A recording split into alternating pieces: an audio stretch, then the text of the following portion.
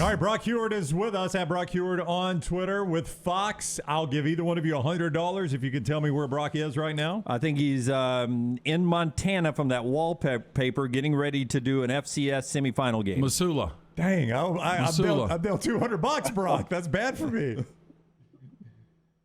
Well, kind of. They got it half right. I'm not doing any playoff game. I got to watch my daughter make her first start last night. So Congratulations. Proud dad moment. Yeah, pretty fun.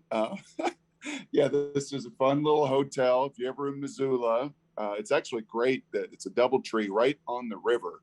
The river runs right by campus. It's absolutely beautiful. And then you can walk right across the bridge like I did last night, the snow falling, and got to watch my freshman daughter start. And more importantly, her team got a huge win. She's over there getting ready to go to breakfast.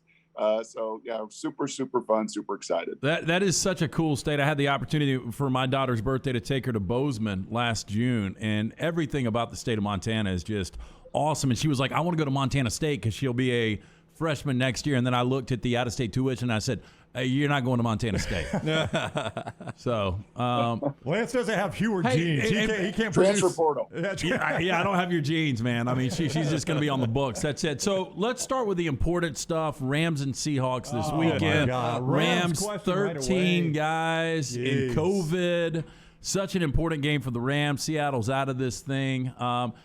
Just quickly, in 30 seconds, what is the NFL going to do about this whole COVID protocol?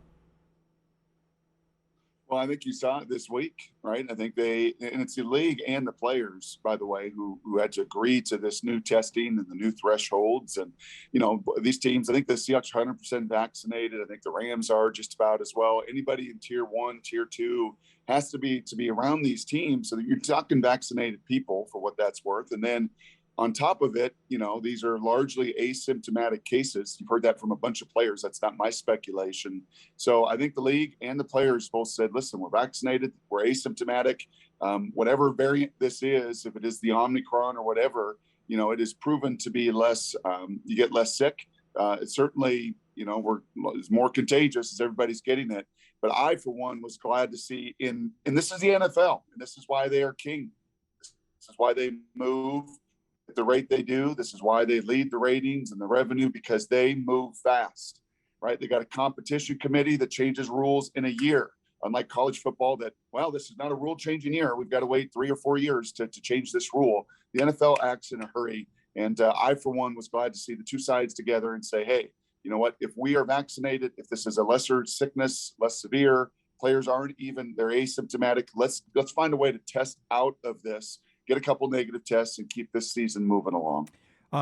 You're familiar with the Pac-12 as you are with every conference, but specifically the Pac-12. Oregon going Dan Lanning and bringing him in. Are they trying to recreate what Mario was doing, bringing in an assistant with ties to the South that is strong in recruiting? Do you like that hire? Where is Oregon right now with Lincoln down in L.A.? Yeah, I think two things come to mind.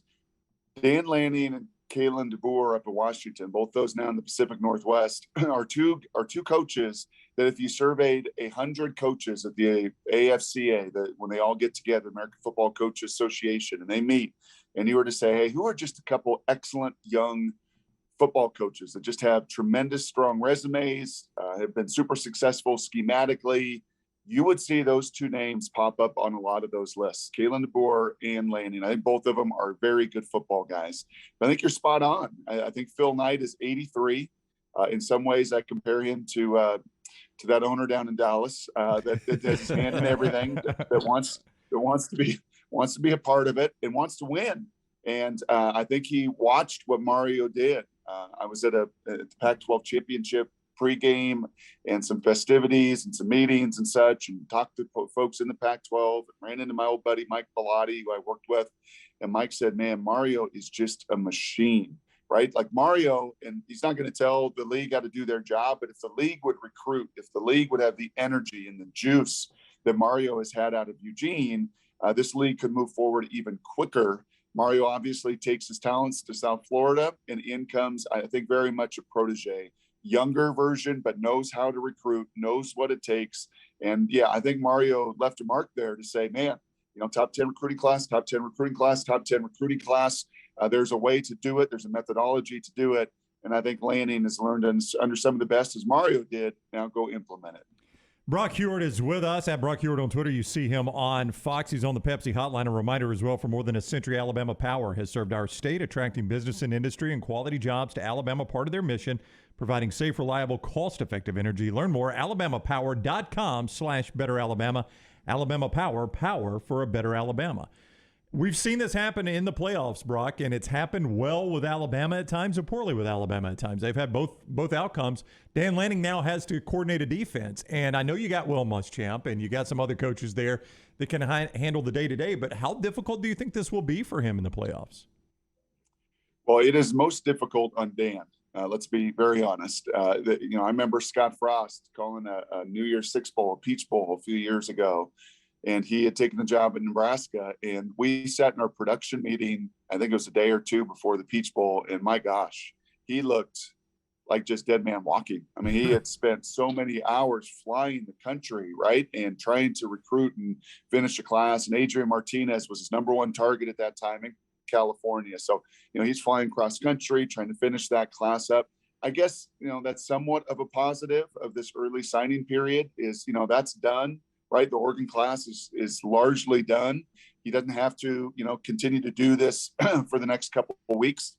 The early signing period, that was one of the things they hoped to accomplish, maybe one of the few positives, but that's done. And I think now he could really turn his attention to finishing his staff at Oregon and really get to game planning. So I don't think in this case, as you said, with Muschamp there, this is Kirby's defense anyhow, that Dan obviously administers and runs and coordinates, but I don't think that will be a storyline. I don't think that will be an issue. Those guys will play hard. Those guys are proud defensively. They're unbelievably talented. And after getting hit right in the face and bleeding versus Bama, you know what they want to do in this national semifinal to bounce back. Brock, when healthy, I'm a big fan of Dylan Gabriel, and now he goes to UCLA, and I'm a little surprised by this move just by the simple fact that when Dorian Thompson-Robinson was healthy, he was a good quarterback this year. I think he's developed. Then you also look, Ethan Garbers, when he came in, we saw spots, and, he's got so much potential.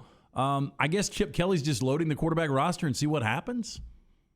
Again, total speculation. I have not talked to Chip about this, but I'd be hard pressed to believe that's the place you land if DTR is still there, right? So Dorian could absolutely go, and I'm sure he's looking at, hey, who's coming, who's going, who's leaving to the league. Jake Haener decided to play a 7th year, and where DTR falls in the Senior Bowl or where he falls in the draft process and the evaluation and the projection.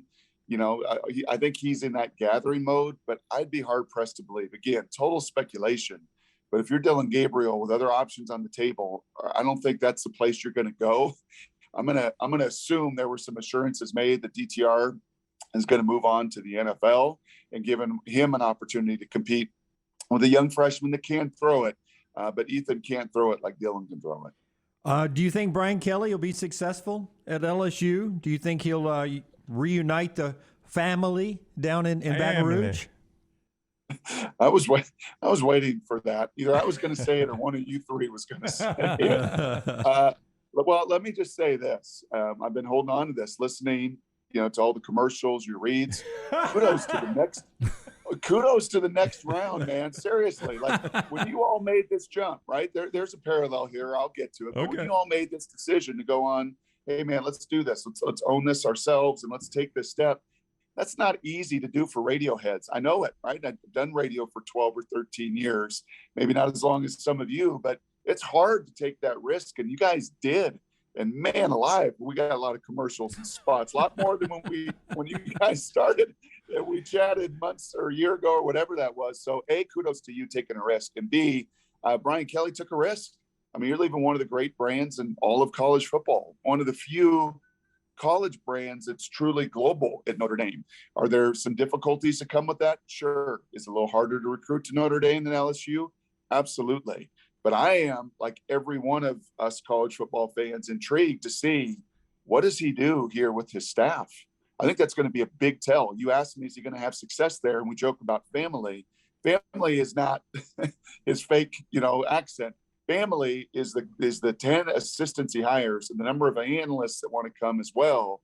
and how that thing gets put together there, it is a work in progress. And until I see that, I have a hard time predicting where they're going to go moving forward. That's a critical foundational piece. For a lot of people in college football, the Alabama fatigue continues. They've got another opportunity to win another national championship. They had the first, second, or third best recruiting class, depending on what service you want to look at.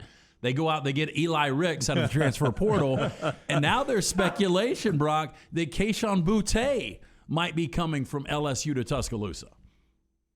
Wow. Well, that's what college football does, man. We have seen it maybe more than any other sport, certainly more than any professional sport that has some salary cap restrictions or free agency or scheduling difficulties for the top teams the following year. College football, winning begets winning, and they're winning in every way. They're winning on the field. They're winning off the field. And I was chatting on one of my shows, about a month and a half ago.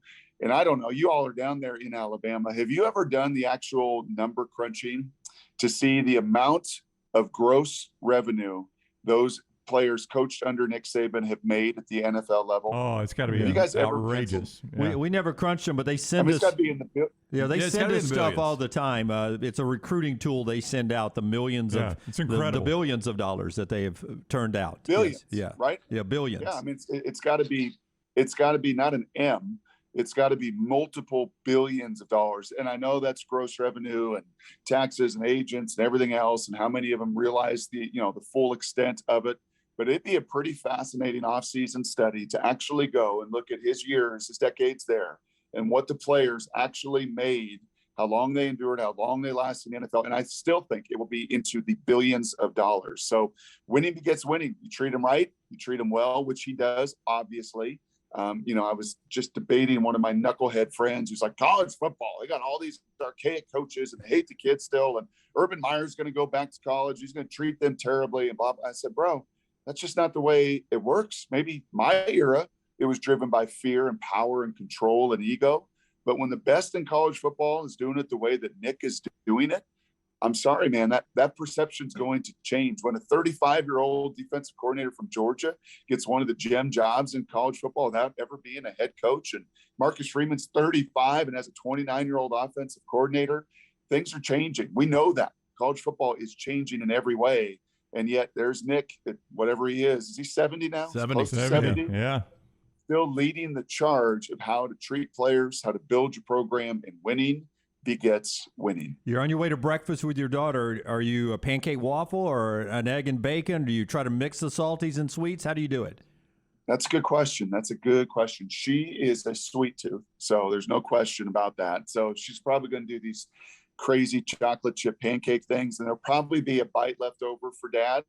So I am usually I don't know, man. I've gotten into this age of like mixing. So and a lot of breakfast places have as well, like the hash and the bowls, and just mix it all together, hash browns, eggs, or a big old omelet mixed with my hash browns. It just, kind of evolved like college football. I used to be more of a waffle sausage guy, but now I'm getting into the whole mix up, mash up, hash up.